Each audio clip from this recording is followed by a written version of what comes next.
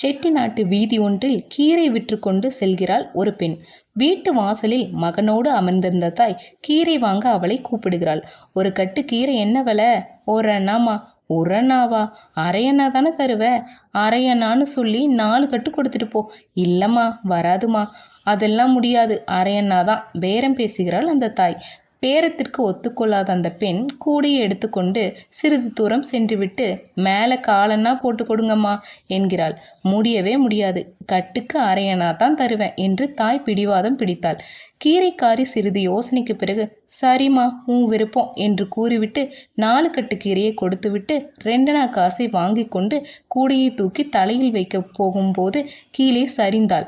என்னம்மா, காலை ஏதும் சாப்பிடலையா என்று அந்த தாய் கேட்க, இல்லம்மா, போய் தான் கஞ்சி காய்ச்சணும். சரி இரு, இதோ வரேன் அப்படின்னு சொல்லி வீட்டுக்குள்ளே செல்கிறாள். திரும்பும்போது ஒரு தட்டில் 6 இட்லிகளையும் அவற்றுக்கு தேவையான சட்னியையும் வைத்து கொண்டு வந்தாள். இந்தா, சாப்பிட்டு விட்டு போ என்று கீரைக்காரியிடம் கொடுத்தாள். எல்லாவற்றையும் பார்த்து கொண்டிருந்த அந்த தாயுடைய மகன், ஏமா, அரையண்ணாவுக்கு பேரம் பேசுனீங்க, ஒரு இட்லி அரையண்ணான்னு வச்சுக்கிட்டா கூட 6 இட்லிக்கு 2 அண்ணா வருதுமா என்று கேட்க, அதற்கு அந்த தாய், வியாபாரத்தில் தர்மம் பார்க்கக்கூடாது, தர்மத்தில் வியாபாரம் பார்க்கக்கூடாது என்று நெத்தியடியாக கூறினாள். நெஞ்சை தொண்ட அந்த பதில் அன்று முழுதும் மனதையே சுற்றி வந்தது.